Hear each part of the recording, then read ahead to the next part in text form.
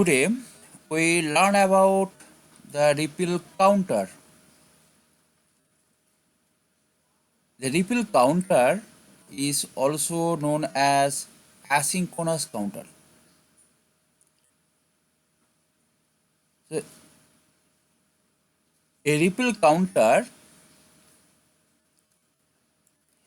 is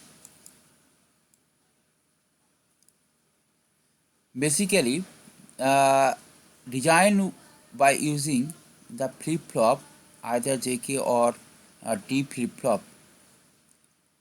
So a ripple counter is an asynchronous counter where only the first flip-flop is clocked by an external clock, and all subsequent flip-flops are clocked by the output of the preceding flip-flop.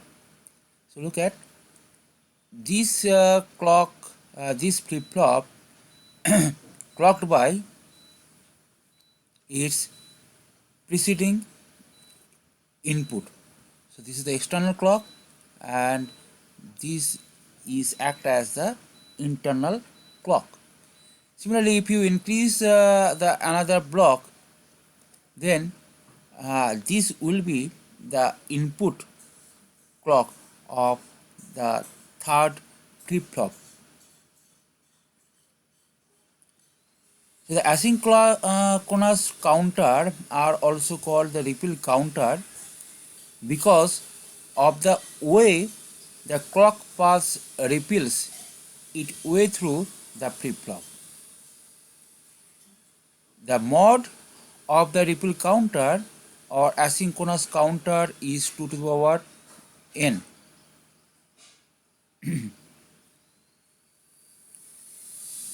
If n flip-flop are used, then for a 4-bit counter, the range of the count is from 0000, that is 0 to 1111, that is 15.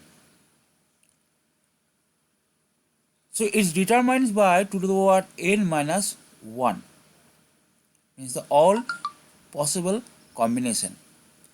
A counter may count up or count down or count up and down depending on the input control. The count sequence usually repeats,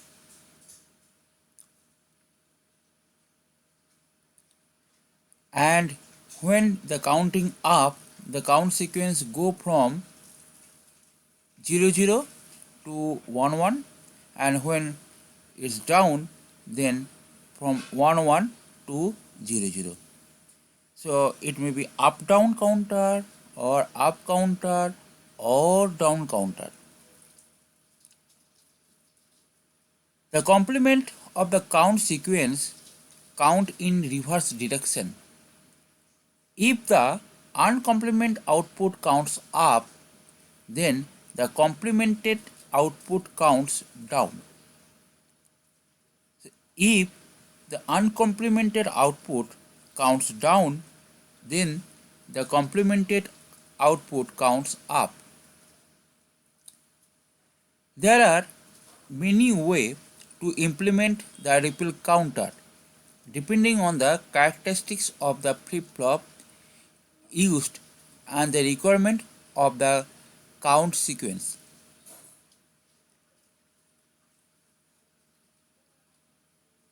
So you can modify this counter as per your desire. Basically, the ripple counters are two types, depends on the clock trigger, either the positive S trigger or negative S trigger. In case of positive S trigger, this value is changed when the positive pulse arise. Okay, means this counter flip-flop value is changed when it goes this pulse. So this is for positive. For negative, there a bubble present, like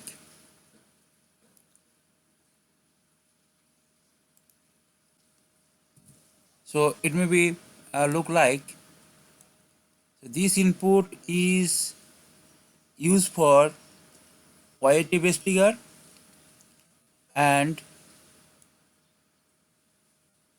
this is used for negative trigger, means the bubbles is inside this block. So when the bubble inside the block it considered as the negative trigger and then the change occur here. So this is our positive trigger or negative trigger flip flop. It depends on the design, and this flip flop may be JK or D flip flop, and the count direction is up, down, or up down. The asynchronous counters are slower than the synchronous counter because of the delay in the transmission of the pulse from flip flop to flip flop. With a synchronous circuit, all the bits in the count change synchronously with the ascertain of the clock. Example of synchronous counter are the ring and Johnson counter. So let we discuss about the changes what happen in the clock pulse. Here I intentionally write Q0 and Q0 repeatedly because these two are the same, but to the easy of this I write double. You may just ignore, this is the due to for your better understanding. Now look at this clock.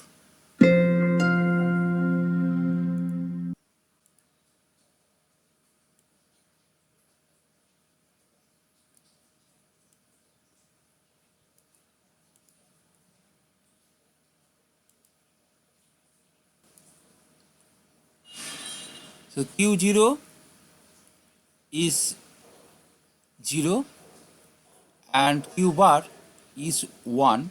So this one is here. And the output of this flip flop is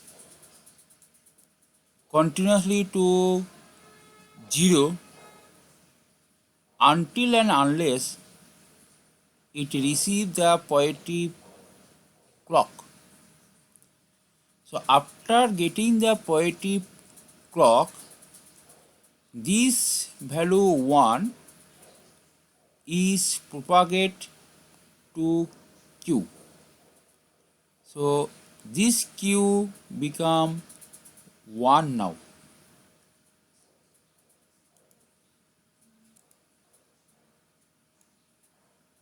So this Q become 1 now. So when it is become 1, obviously this Q0 become 0. So it is now 0. So this is 1 and this is 0. So until and unless it receives the positive edge of the clock, means until and unless, basically it's better to say that until and unless it trigger by the positive edge of this clock, this 0 not propagate through the Q. So when it receives the clock edge, positive edge, so it transmit the value. Now the value is 0. So this value is 0. So it transmitted here. Now this one become 0 again. So when it is 0, obviously the Q bar is 1. So the Q bar become 1.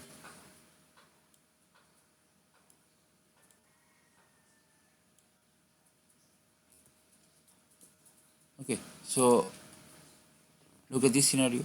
So in this way, it's toggle between 0 and 1 based on the clock. So it toggle here from 0 to 1. Again it complemented here at this edge.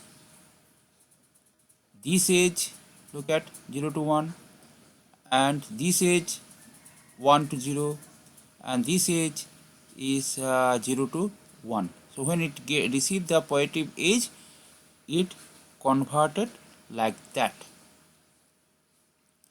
Similarly, the Q bar is just opposite of it, and the Q0 and Q0 bar is depends on this clock. Q1 is coming from the Q0. Okay. So this is our clock now. Okay. So this is our present clock. So this is the primary clock, which is outside of the system, and this is the inside of the system. So the D flip-flop, as a property of the D flip-flop, we know that the for positive edge trigger, the value is changed when it receives the positive edge. Okay, so here it is 0 and it is 1. So 0 and 1. So the D value is 1. So until and unless it receives the positive edge of this clock, it cannot change. So when the positive edge appear, this 0 value is propagate here. So this 0 value is propagate here, or this 1 value is propagate here. At present, the Q1 is 0, means Q1 bar is 1. So 1 is waiting here. So when the positive pulse appear, this one pass through the Q. So this one is passed through the Q. So when the Q is 1, then Q bar over 0, and this 0 is waiting here and waited for the positive clock pulse. So look at when the positive clock pulse is appear, its value change from 0 to 1 to 0, and this value change from 0 to 1. So in this way it worked. So let we simulate this thing so that it will be clear. For this purpose, we use a third-party web page, electronicscourse.com/ripple counter. Here they explain very nicely and simulate it. Let's check. When it is 0, then these values are 0, this value is 1. So for next pulse it changes to 1 1, and after that what happens, this 0 is passed here, so the 1 0, so 1 is remain the same. It change after the second pulse. Okay, so it is 0 1. Okay, the Q value is changed and Q1 also changed, but in case of second pulse, we know that for every two pulse, every this clock, this value is changed. So for two consecutive clock, this value is not changed, and for next two consecutive clock, this value is changed, remain unchanged. So change and then remain unchanged, but Q0 is continuously 1. The D flip-flop clock has a rising edge clock input. For example, Q0 behaves as a D flip-flop value just before the clock rising edge is noted Q0 bar. When the clock is rising edge occur, then Q0 is assigned the previous noted D value. that is Q0 bar. So thus whenever the rising edge appear at the clock of the D flip-flop, the output Q changes the state or the toggle. The mod or the number of unique state of this flip-flop to flip-flop ripple counter is 4, that is 2 to the power 2. For n flip-flop is 2 to the power n.